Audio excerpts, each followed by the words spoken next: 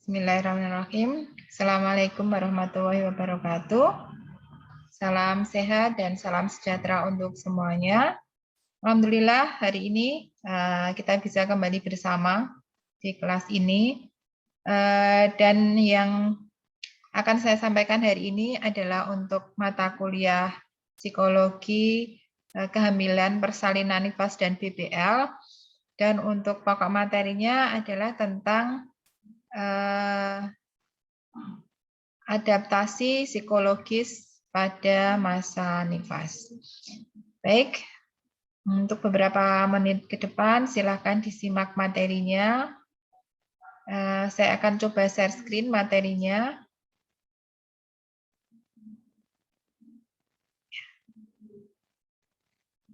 Baik, sudah terlihat di layar kaca. Ya, adaptasi psikologis pada masa nifas dan menyusui. Kenapa perlu bidan itu perlu tahu dan perlu memahami tentang adaptasi psikologis yang terjadi pada masa nifas dan masa menyusui. Karena seperti kita tahu sama dengan yang materi kita yang lalu, yaitu tentang adaptasi psikologis pada masa kehamilan, bahwa pada masa kehamilan, persalinan, kemudian nifas, dan menyusui itu seorang ibu mengalami beberapa perubahan peran. Beberapa perubahan peran ini akan mempengaruhi keadaan emosi ibu, stabilitas emosi ibu, maka perlu diberikan dampingan, dukungan supaya perubahan emosi tersebut tidak mempengaruhi psikologis ibu sehingga proses masa nifas dan masa menyusui yang dilalui ibu itu tidak mengalami gangguan dan tidak terjadi hal-hal yang tidak diinginkan, sehingga bidan itu perlu memahami tentang proses yang terjadi tersebut dan perlu memahami adaptasi seperti apa yang dialami oleh ibu pada masa nifas dan masa menyusui, terutama adalah adaptasi psikologisnya. Ya. Nah, adaptasi psikologis pada masa nifas itu apa? Yaitu proses adaptasi. Adaptasi itu kan penyesuaian. Jadi proses penyesuaian ibu postpartum, di mana pada saat ini ibu itu akan mengalami perubahan emosi, emosinya menjadi lebih sensitif, biasanya lebih moody ibu pada masa ini, ya akan lebih sensitif dalam segala hal, bukan hanya dalam hal perawatan bayi, keadaan bayinya, tetapi biasanya dalam beberapa banyak aspek juga akan terpengaruh emosinya, sehingga ibu akan lebih sensitif dalam segala hal, terutama memang yang berkaitan dengan dirinya serta bayinya. Ya, dan sehingga pada masa ini perlu pendampingan dari siapa? Dari orang-orang sekitar, termasuk adalah dari petugas kesehatan yang merawat, yaitu bidan. Itu adalah adaptasi psikologis pada masa nifas. Nah, adaptasi psikologis itu merupakan proses penyesuaian. Jadi adaptasi psikologis itu merupakan proses penyesuaian baik secara fisik maupun psikologis, ya. Karena walaupun adaptasi psikologis, tetapi kondisi fisik itu akan mempengaruhi psikologis. Misalkan fisik ibu yang mengalami komplikasi pasca persalinan, misalkan infeksi, misalkan terjadi gangguan pada laktasi, itu juga akan mempengaruhi psikologis ibu karena dia akan terpecah konsentrasinya di dalam perubahan psikologis dan perubahan fisik. Jadi walaupun adaptasi psikologis, tetapi itu merupakan proses penyesuaian baik secara fisik maupun psikologis dari orang tua baru terhadap peran yang berkaitan dengan kehadiran bayi baru lahir. Ya, karena dia sekarang kan masuk ke peran baru sebagai sebagai orang tua yang dulunya dia hanya berkonsentrasi terhadap dirinya, sekarang dia berperan sebagai orang tua dan dia punya tanggung jawab terhadap bayinya. Maka pasti akan terjadi penyesuaian-penyesuaian, salah satunya adalah penyesuaian secara psikologis. Nah, di sini peran bidan itu sangat penting. Untuk apa? Dalam hal memberi pengarahan pada keluarga tentang kondisi ibu serta pendekatan psikologis yang dilakukan bidan pada masa nifas ini agar tidak terjadi perubahan psikologis yang patologis. Ya, contoh perubahan psikologis yang patologis itu apa? Ya, seperti adanya depresi pada saat postpartum, ya, depresi atau penolakan terhadap bayinya postpartum blues, itu adalah kondisi-kondisi psikologis. Maka proses adaptasi psikologis ini sangat perlu pendampingan dari support system atau dari orang-orang terdekat, lingkungan terdekat dari ibu masa nifas. Nah, di sini peran bidan itu adalah memberikan pengarahan, ya, memberikan pengarahan kepada siapa? Kepada keluarga. Contohnya siapa keluarga? Mertua, orang tua dari ibu postpartum tersebut, kemudian suami, ya, dan orang-orang yang ada di lingkungan sekitarnya yang bisa mempengaruhi ibu postpartum ini secara psikologis. Ya, itu di sini jadi peran bidan yang paling utama selain berperan juga memberikan pengarahan, memberikan bimbingan, memberikan pendampingan kepada ibu yang sedang masa nifas, juga sangat penting di dalam memberi pengarahan pada keluarga yang berpengaruh secara psikologis terhadap ibu masa nifas. Ya, seperti kita tahu bahwa di Indonesia itu masih kental tentang adat istiadat budaya yang itu dipercaya secara turun-temurun. Itu bisa beberapa hal yang masih di ritual-ritual yang masih dilakukan pada masa nifas. Dan kita tahu bahwa intervensi dari orang tua, terutama adalah mertua, karena memang budaya kita masih patrilineal, itu sangat kental. Intervensi dari orang tua, termasuk mertua, itu sangat masih sangat kental di lingkungan keluarga. Maka dari itu sangat penting pengarahan dari bidan kepada keluarga, terutama adalah mertua dan orang tua yang sangat berpengaruh secara psikologis terhadap ibu yang sedang mengalami masa nifas. Ya, sehingga untuk apa itu perlu? Karena dorongan serta perhatian anggota keluarga lainnya itu sangat memberikan pengaruh terhadap ibu. Harapannya adalah dorongan dan perhatian keluarga itu memberikan efek yang positif, memberikan dukungan yang positif, sehingga bisa mencegah terjadinya perubahan psikologis yang patologis pada masa nifas. Nah, fase perubahan, fase adaptasi postpartum itu oleh Reva Rubin itu ada tiga fase, itu yang disebut dengan taking in, taking hold, dan letting go. Ya, apa itu taking in, taking hold, dan letting go? Kita lihat bersama. Yang pertama adalah taking in. Ini berlangsung hari pertama sampai hari kedua postpartum, 1 sampai 2 hari postpartum atau setelah melahirkan. Ya. Karena kita tahu masa nifas itu adalah masa setelah melahirkan sampai dengan 6 minggu atau 40 hari setelah melahirkan. Kalau melahirkan itu kan ada kala 1 sampai kala 4. Masa nifas dimulai setelah kala 4 sampai dengan 40 hari. Itu disebut dengan masa nifas. Nah, taking in ini berlangsung hari pertama sampai hari kedua postpartum, hari pertama sampai hari kedua setelah melahirkan.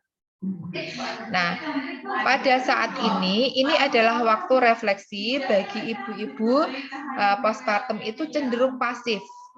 Dan ibu-ibu postpartum pada masa ini cenderung membutuhkan bantuan orang lain untuk memenuhi kebutuhan sehari-hari. Makanya seringkali kan kalau pada hari pertama, hari kedua itu biasanya perlu pendampingan orang terdekat.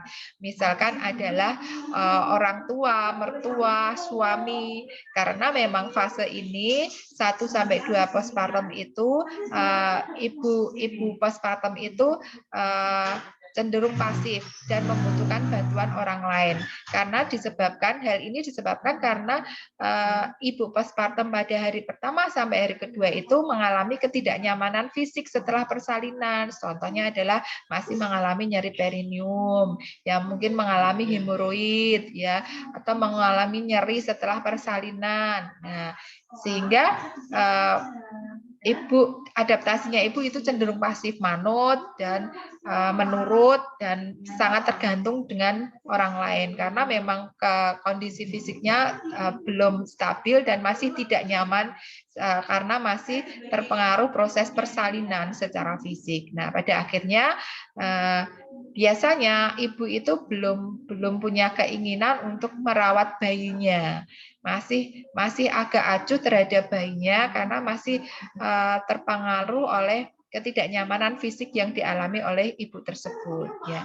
Karena tadi ibu masih fokus pada persalinannya yang kemarin sudah dilalui, ya, yang baru saja berlalu dan masih merasa kagum pada bayinya, masih setengah antara percaya dan tidak. Saya sudah punya anak, sudah melalui proses melahirkan kemarin seperti prosesnya yang mungkin ada beberapa kalau proses persalinannya itu tidak ada drama, mungkin ada drama ya, kemudian ada komplikasi, misalkan ada penyulit, itu akan lebih membuat periode taking in ini sangat perlu pada periode ini sangat perlu dukungan dan bantuan dari orang lain. Tadi karena ibunya itu masih fokus pada persalinan yang baru saja berlangsung, masih 1-2 hari itu kan seringnya belum lupa proses persalinan yang barusan dialami. Ibu masih kagum dengan bayi yang dilahirkan, masih setengah antara percaya dan tidak. Apakah ini benar-benar bayi saya, anak saya? Oh, ternyata persalinan saya sudah berakhir, ya. Jadi itu masih masa penyesuaian seperti itu, ya, sehingga kondisi fisiknya belum pulih, ibu masih membutuhkan istirahat yang cukup untuk memulihkan kekuatan fisiknya, ya. Nah, bagaimana yang bisa kita lakukan untuk membantu ibu melewati fase ini? Kita bisa minta ibu menceritakan pengalaman persalinan yang dialami. Makanya kalau kita tilik bayi itu ya, ngabar ke orang yang barusan melahirkan, tilik bayi, nengok orang bersalin, itu ibu seringnya adalah dia berkeinginan untuk menceritakan pengalaman dari proses persalinan, karena itu salah satu upaya untuk mengungkapkan emosinya tentang amazingnya dia setelah melewati persalinan, tentang kekagumannya dia anaknya lahir, prosesnya seperti ini. Dengan dia menceritakan itu, maka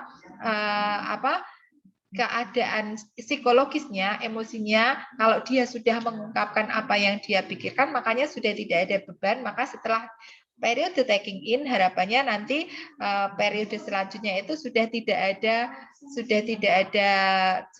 ada beban psikologis tentang proses persalinan yang dialami, gitu ya. Jadi bagaimana kita bisa membantu? Yang bisa kita lakukan adalah meminta ibu untuk menceritakan pengalaman persalinan, ya, sehingga ibu lebih mudah untuk melewati fase ini, karena tadi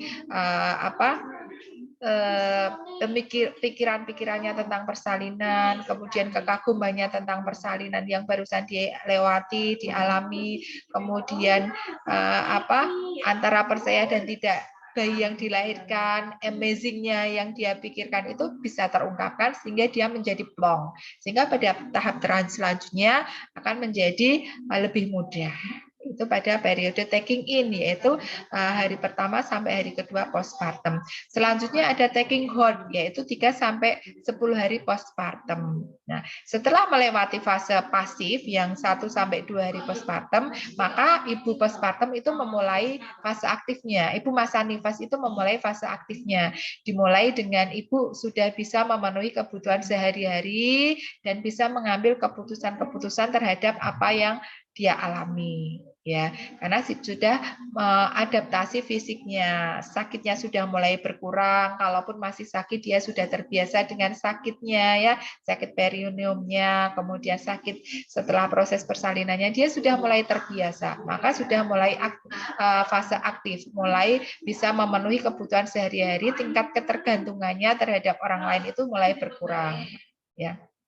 Dan karena fokus ke fisiknya itu sudah mulai berkurang, maka ibu pada fase taking hold itu sudah mulai tertarik untuk merawat bayinya. Yang kemarin masih ada agak acuh, maka pada fase ini ibu itu sudah mulai tertarik untuk merawat bayinya, sudah mulai memperhatikan, fokusnya sudah mulai mengarah ke bayinya, sudah bukan lagi ke dirinya sendiri, ya.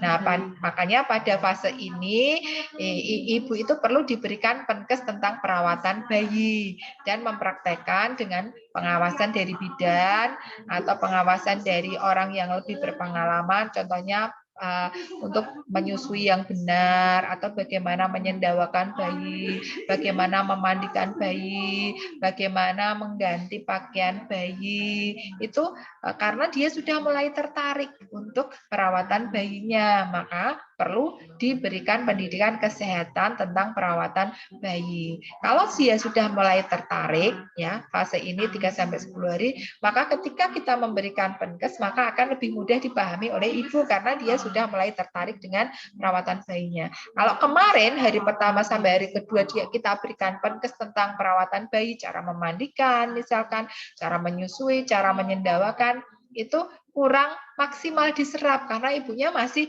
konsentrasinya masih sakit perineumnya, masih sakit dari pasca persalinannya, sehingga penkesnya kurang efektif. Nah, kalau sudah fase taking hold, kita masuk, dia sudah tertarik, kita masuk untuk memberikan penkes tentang perawatan bayi, maka akan lebih terserap dengan maksimal penkes yang kita berikan, ya. Itu reinforcement positif dapat diberikan pada ibu supaya ibu dapat meningkatkan kemampuannya dalam merawat bayi, memberi rangsangan-rangsangan, oh ya pinter, kemudian diberi rangsangan-rangsangan yang positif, ya, tentang perawatan bayinya, maka bisa meningkatkan kemampuan tadi seperti memberikan penkes, memberikan contoh, memberikan gambaran, memberikan latihan seperti itu, ya. Nah, sehingga jika ibu mendapatkan dukungan, maka ibu tidak perlu khawatir tentang perawatan bayinya. Akhirnya periode ini bisa berjalan dengan baik, dan setelah periode ini masuk periode selanjutnya akan terlewati dengan lebih mudah. Makanya pada saat ini, pada periode ini, walaupun ibu itu sudah mengurangi ketergantungan pada orang lain, tetapi pada saat ini itu sangat dibutuhkan sistem pendukung, terutama bagi ibu muda atau primipara atau yang pertama melahirkan, karena pada fase ini seiring dengan terjadinya postpartum blues, kalau fase ini tidak ada dukungan support system dari lingkungan. Kenapa bisa terjadi postpartum blues? Kita ingat, pada fase ini ibu sudah mulai tertarik merawat bayinya, sudah mulai tertarik terhadap bayinya. Tetapi di satu sisi dia merasa saya tertarik, sehingga dia sangat mencintai, mulai sangat mencintai terhadap bayinya. Tapi kalau dia tidak diberikan penkes yang baik, kemudian tidak diberikan reinforcement yang baik, maka dia akan merasa tidak mampu untuk merawat bayinya karena takut terjadi sesuatu terhadap bayinya, sehingga merasa tidak mampu merawat bayinya, tambah tidak ada support system yang baik untuk mendukung kemampuan ibunya, dia akan merasa gagal. Kalau dia merasa gagal, maka bisa jatuh ke keadaan postpartum blues. Maka harus hati-hati. Itulah pentingnya support system. Jangan menghakimi. Kamu kok tidak bisa sih menyusui gitu saja, memandikan bayi tidak bisa, bodoh banget sih kamu. Dia akan merasa tidak mampu, merasa gagal. Kalau diberikan, kalau support sistemnya tidak mendukung seperti itu, maka dia bisa jatuh ke keadaan postpartum blues. Makanya perlu dukungan yang positif, reinforcement yang positif, pinter, oh ya sudah bisa, salah dibenerin, dibimbing. Kemudian dia diberikan kepercayaan diri supaya dia itu pede bahwa oh iya saya mampu untuk merawat bayi saya mampu untuk memenuhi kebutuhan bayi saya. Sehingga dia akan mempunyai kepercayaan diri yang baik, maka periode taking hold ini akan terlewati dengan baik. Tidak terjadi sesuatu yang negatif dan perubahan psikologis yang negatif, contohnya adalah terjadi sampai terjadi postpartum blues seperti itu ya. Kemudian fase ketiga itu adalah letting go setelah 10 hari postpartum. Ya, pada fase ketiga ini ibu mulai mendefinisikan kembali perannya. Kalau kemarin masih latihan peran, sekarang mulai mendefinisikan perannya sebagai seorang ibu, sebagai seorang ibu yang tanggung jawab terhadap bayinya, sebagai seorang ibu yang harus fokus salah satunya bukan hanya kepada dirinya adalah kepada bayinya. Ya, ibu mulai melepaskan perannya yang dulu sebagai seorang single, ya, kemudian dari mempersiapkan kelahiran pada saat kehamilan, sekarang menjadi seorang ibu yang sudah memiliki anak. Ya, dan pada fase ini ibu sudah menerima anaknya apa adanya. Ibu menerima anak tanpa membandingkan dengan harapannya dulu selama kehamilan. Ya, terhadap anak pada saat dulu kan biasanya pada saat kehamilan punya harapan bayangan anak saya besok seperti ini, beratnya sekian, kulitnya seperti ini, fisiknya seperti ini. Nah, kemudian setelah melahirkan belum tentu sama dengan yang dia harapkan. Nah, pada saat fase letting go ini ibu sudah, kalau kemarin di fase taking in dan taking out itu kan masih fase taking in belum fokus, taking out itu sudah mulai latihan, lah letting go dia sudah bisa menerima bayinya apa adanya. Ya, sudah tidak membandingkan dengan bayang-bayang atau harapannya pada saat kemarin selama kehamilan. Ya. Nah, kalau ibu yang berhasil melewati fase ini akan mudah melakukan peran barunya sebagai seorang ibu.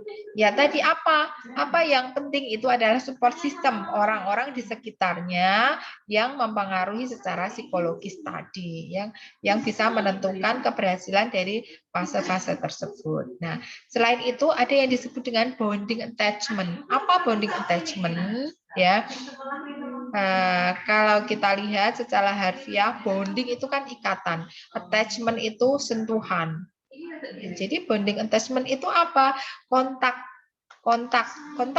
Kontaknya siapa? Ya, sentuhannya siapa? Attachment sentuhan dari antara ibu dengan bayi, ya, sentuhan kasih sayang, sentuhan kelembutan, ya.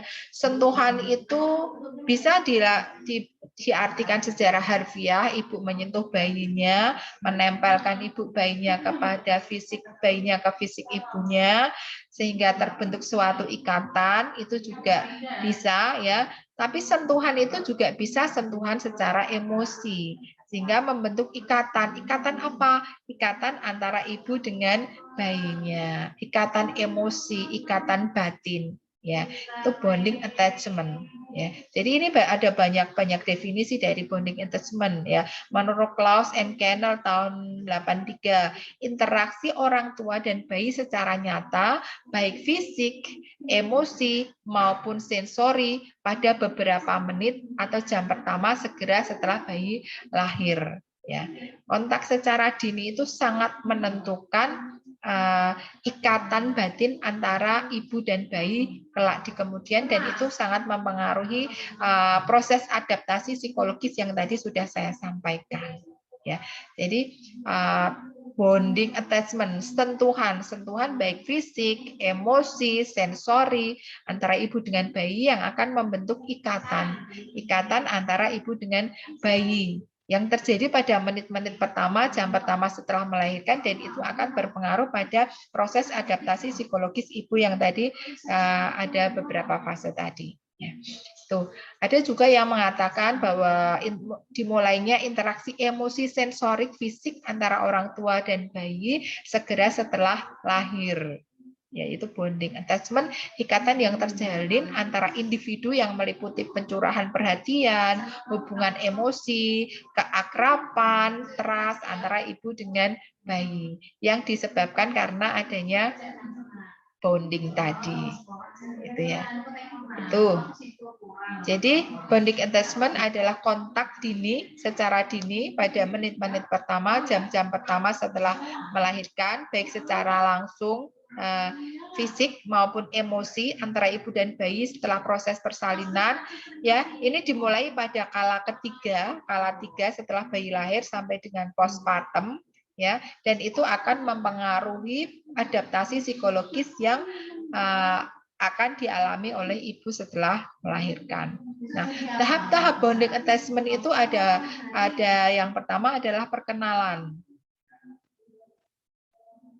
Aqua intens dengan melakukan kontak mata ibu dengan bayi, kemudian menyentuh, berbicara, mengeksplorasi segera setelah mengenal bayi, itu perkenalan ibu dengan makhluk barunya, ya, dengan bayi itu kan makhluk barunya, ibu masih amazing dengan bayinya, merasa luar biasa, merasa wow dengan bayinya. Kemudian perkenalan atau tahap bonding attachment yang pertama dimulai dengan kontak mata antara ibu dengan bayi, kemudian menyentuh, ibu memberikan sentuhan kepada bayi, sentuhan lembut, ya, kemudian komunikasi, berbicara, mengeksplorasi, mengenal bayinya, ya, setiap lekuk tubuhnya, itu aqua intens, perkenalan, ya, tahap bonding attachment yang pertama.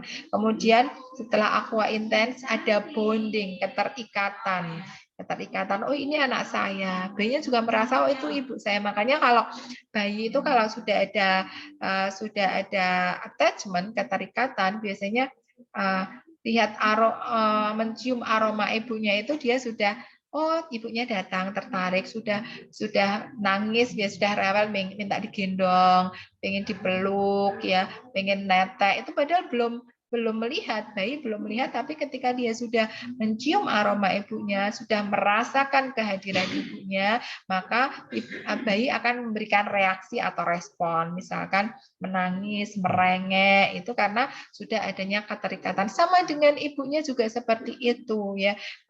Kalau bayinya tidak nyaman, ibunya sudah merasa oh bayinya kok tidak nyaman, sudah pengen netek, kemudian pipis, itu karena sudah terjadi attachment, keterikatan, sudah terjadi bonding atau keterikatan, ya. Kemudian ada attachment, perasaan sayang yang mengikat individu dengan individu lain, yaitu ibu dengan bayi, ya. Dan bagian penting dari ikatan ini itu adalah perkenalan. Jadi aqua intens, perkenalan itu sangat mempengaruhi terjadinya bonding dan attachment antara ibu dengan bayi. Tuh. Nah, ini ada beberapa elemen dari bonding attachment, ada sentuhan, ada kontak mata, ada suara, ada aroma, entrancement, dan bioritme. Apa itu? Sentuhan-sentuhan atau indera peraba dipakai secara ekstensif oleh orang tua atau pengasuh bayi, pengasuh lain sebagai suatu sarana untuk mengenali bayi baru lahir dengan cara mengeksplorasi tubuh bayi dengan ujung-ujung jari, sentuhan, meraba, menyentuh, gitu ya. Itu elemen atau bagian-bagian dari bonding attachment. Selain sentuhan, meraba, itu ada kontak mata, eye kontak. Ketika bayi baru lahir mampu secara fungsional mempertahankan kontak mata orang tua dan bayi, akan menggunakan lebih banyak waktu untuk saling memandang. Beberapa ibu mengatakan dengan melakukan kontak mata mereka merasa lebih dekat dengan bayinya. Ya walaupun kita tahu bayi baru lahir belum melihat, tetapi dengan kontak mata itu kan tapi kan sudah remang-remang, sudah mulai bisa ada titik-titik cahaya. Nah, pertahankan kontak mata karena dengan itu ibu dan bayi akan merasa lebih dekat. Eye kontak, kita tahu di dalam komunikasi apapun kontak mata itu sangat penting. Salah satunya adalah di dalam keberhasilan membentuk bonding attachment ya. Kemudian selain sentuhan, kontak mata ada suara, saling mendengar dan merespon suara antara orang tua dan bayinya itu juga penting. Orang tua menunggu tangisan pertama bayinya dengan tegang. Karena apa? Karena suara itu juga penting di dalam membantu terjadi di dalam membuat terjadinya bonding attachment suara.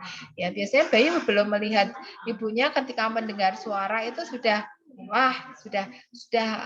terjadi ikatan, sudah ada ketertarikan, sudah ada reaksi baru mendengar suaranya. Ya. Kemudian entrainment. Bayi baru lahir bergerak-gerak sesuai dengan struktur pembicaraan orang dewasa. Misalkan ya, orang dewasa kalau orang Jawa itu dikudang gitu ya, dikudang itu kan kalau orang tua ngomongnya cepat dia akan memberikan gerakan yang cepat. Tapi ketika orang tua atau pengasuhnya suaranya lambat, maka dia akan memberikan respon yang lambat. Nanti ketika cepat lagi, maka dia akan bergerak dengan cepat. Yaitu bayi baru lahir bergerak sesuai dengan struktur pembicaraan orang dewasa. Maka itulah pentingnya ritme, pentingnya nada ketika kita berkomunikasi dengan bayi. Karena respon bayi itu juga bisa dipengaruhi oleh suara, intonasi ya. Mereka menggoyang tangan, mengangkat kepala, menendang-nendangkan kaki seperti berdansa mengikuti suara orang yang bersuara. Entrainment ini terjadi saat anak mulai berbicara. Irama ini berfungsi sebagai umpan balik positif kepada orang tua dan menegakkan suatu pola komunikasi efektif dan positif. Artinya dengan anak memberikan respon, kita tahu bahwa terjadi ikatan antara orang tua dengan bayi. Ya, kita memberikan nada yang cepat, yang irama-irama tertentu, maka bayi menggoyangkan kepalanya atau menendang-nendangkan kakinya sesuai dengan irama yang orang tua atau pengasuh berikan. Ya. Kemudian ada bioritme. Anak yang belum lahir atau baru lahir dapat dikatakan senada dengan ritme alamiah ibunya. Untuk itu, salah satu tugas bayi baru lahir ialah membentuk ritme personal atau bioritme, namanya bioritme personal. Orang tua dapat membantu proses ini dengan memberi kasih sayang yang konsisten dan dengan memanfaatkan waktu saat bayi mengembangkan perilaku yang responsif. Ya, jadi ritme personal. Anak yang belum lahir atau bayi baru lahir itu senada dengan ritme alamiah ibunya. Ritme alamiah itu kebiasaan ibunya. Kebiasaan ibunya itu mempengaruhi bioritme dari bayi. Ya. Makanya dengan orang tua memberikan kasih sayang yang konsisten dan memanfaatkan waktu saat bayi mengembangkan perilaku yang responsif itu bisa mempengaruhi kebiasaan atau ritme personal dari bayi. Karena kebiasaan bayi, ritme personal bayi itu dipengaruhi oleh kebiasaan kasih sayang yang diberikan orang tua. Kalau orang tua memberikan kasih sayang konsisten, tidak mudah marah, tidak mudah mencela bayi, maka bayi juga sama, dia akan memberikan kasih sayang yang sama juga kepada orang tuanya. Ya, tidak marah juga kepada orang tuanya. Ya, ini juga mempengaruhi proses pengasuhan selanjutnya, bioritme seperti itu ya. Nah, ini ada beberapa keuntungan fisiologis yang dapat diperoleh dari bonding attachment atau kontak dini. Keuntungan fisiologis yang diperoleh oleh ibu postpartum atau ibu masa nifas. Yang pertama adalah kadar oksitosin dan prolaktin meningkat, sehingga proses proses terjadinya pemulihan secara fisik ibu itu juga bisa lebih baik ya. Kemudian refleks menghisap dilakukan dini sehingga proses laktasi itu juga nanti bisa berjalan dengan baik ya. Pembentukan kekebalan aktif dimulai ya karena metabolisme tubuh itu sudah mulai pulih ya. Kemudian mempercepat proses ikatan antara orang tua dan anak. Ya, body warm, kehangatan tubuh waktu pemberian kasih sayang, stimulasi hormonal itu akan lebih baik dengan adanya kontak secara dini antara ibu dengan bayi. Ya. Prinsip-prinsip dan upaya meningkatkan bonding attachment ya dilakukan segera menit pertama, jam pertama setelah bayi baru lahir. Bonding attachment segera terjadi kontak fisik, ibu diminta memandang bayinya, dilihatkan ibu ini bayinya sudah lahir, dilihatkan wajahnya, ibunya boleh menyentuh, mendekapnya, ya. Itu sentuhan orang tua pertama kali itu memberikan respon yang luar biasa pada tubuhnya, bukan hanya secara psikologis tapi juga pada tubuh ibunya, menyentuh anaknya, bayinya pertama kali ya, itu kemudian adanya ikatan yang baik dan sistematis berupa kedekatan orang tua ke anak, itu secara otomatis orang tua akan merasa luar biasa sehingga bayi itu juga akan merasa nyaman di dekapan ibunya. Kesehatan emosional orang tua itu juga bisa dipengaruhi oleh bonding attachment ya.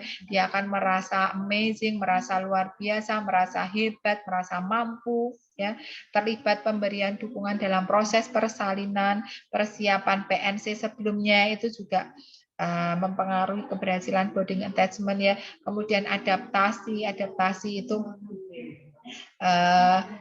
antara ibu antara sebelum melahirkan sampai dengan persalinan ya. Kemudian tingkat kemampuan komunikasi dan keterampilan untuk merawat anak ya. Itu kemudian kontak sedini mungkin sehingga dapat membantu dan memberi kehangatan pada bayi, menurunkan rasa sakit ibu serta memberi rasa nyaman. Kenapa bisa menurunkan rasa sakit ibu? Karena ibu merasa semangat melihat bayinya, merasa semangat untuk segera bisa merawat bayinya, maka rasa sakitnya itu bagi dia ini tidak seberapa dibanding rasa lain, rasa luar biasa yang dia alami ketika sudah melihat bayinya yang sempurna, bayinya yang luar biasa, pengalaman yang luar biasa, maka bisa menurunkan rasa sakitnya. Kemudian fasilitas untuk kontak lebih lama ya. Sekarang juga sangat dianjurkan bayi baru lahir itu langsung terjadi kontak dini antara ibu dengan bayi, tidak perlu dipisah ya. Fasilitas itu diharapkan mendukung untuk terjadinya kontak lebih lama. Kemudian penekanan pada hal-hal positif ya, dibesarkan hati ibunya, diberikan sugesti yang positif ya. Kemudian perawat maternitas khusus bidan ya. Jadi kalau ibu bersalin postpartum ya perawatnya khusus bidan, bukan yang lain, sehingga ketika memberikan penkes, ketika memberikan bimbingan selama proses bonding attachment itu bisa maksimal. Kemudian libatkan anggota keluarga lainnya, dukungan sosial dari keluarga, teman dan pasangan ya, tadi support sistem keluarga dekat yang mempengaruhi secara psikologis ibu masa nifas. Kemudian informasi terhadap bertahap mengenai bonding attachment ya, sesuai dengan tadi tahapan-tahapan yang dialami ibu masa nifas, informasi yang diberikan sesuai dengan tahapan maka bisa berhasil dengan maksimal. Keuntungan bonding attachment, bayi merasa dicintai, diperhatikan, mempercayai, menumbuhkan sikap sosial, bayi merasa aman ya. Kemudian berani mengadakan eksplorasi karena dia merasa aman, merasa nyaman, merasa dicintai sehingga merasa percaya diri, berani untuk mengadakan eksplorasi, maka pertumbuhan dan perkembangannya bisa maksimal. Nah, ini ada beberapa hambatan bonding attachment, yaitu yang pertama, yang utama adalah kurangnya support system Ya, itu bisa menjadi hambatan bonding attachment. Apa itu? Ibu dengan resiko, ibu dengan sakit, sehingga tidak bisa terjadi kontak dini. Ya, bonding attachment tidak bisa dilakukan karena ibu nifas sedang sakit atau beresiko, sehingga tidak memungkinkan untuk terjadinya bonding attachment antara ibu dengan bayi. Contohnya adalah ibu postpartum dengan preeklamsi, sehingga kesadarannya belum penuh, atau ibu postpartum dengan penyakit sepsis atau penyakit infeksi yang tidak memungkinkan bayi untuk bisa diberikan kepada ibunya. Itu dari ibunya. Atau bayinya yang beresiko. Bayi yang beresiko misalkan bayi prematur, bayi sakit, bayi dengan kelainan kongenital fisik, sehingga tidak memungkinkan untuk terjadi bonding attachment. Contohnya bayi prematur yang sangat kecil sehingga dia tidak bisa keluar dari inkubator. Kan tidak mungkin ibunya dimasukkan ke inkubator. Bayinya tidak mungkin dikeluarkan dari inkubator. Maka itu menjadi hambatan terjadinya bonding attachment. Atau bayi sakit, kejang yang perlu alat-alat bantu pernafasan, ya, sehingga dia tidak bisa dikeluarkan dari inkubator tempat perawatannya, atau bayi yang mengalami kelainan kongenital, cacat fisik, sehingga dia perlu peralatan-peralatan intensif, misalkan kelainan jantung, ya, misalkan kelainan-kelainan fisik yang lainnya, sehingga tidak bisa untuk terjadinya sentuhan antara ibu dengan bayi, ya. Itu secara fisik. Atau ada juga hambatan bonding attachment yang lain, yaitu kehadiran bayi yang tidak diinginkan atau unwanted pregnancy, sehingga ibu menolak, tidak mau melihat bayinya, memang sudah terjadi penolakan, bayinya memang tidak diharapkan, sehingga itu akan menjadi hambatan terjadinya bonding attachment, karena memang secara fisik dan psikis ibunya menolak, tidak mau bayinya. Maka ya misalkan bayinya setelah lahir langsung dipisahkan, dibawa oleh orang lain, misalkan, itu akan menjadi hambatan untuk terjadinya bonding attachment. Nah, itu adalah adaptasi psikologis pada masa nifas. Baik.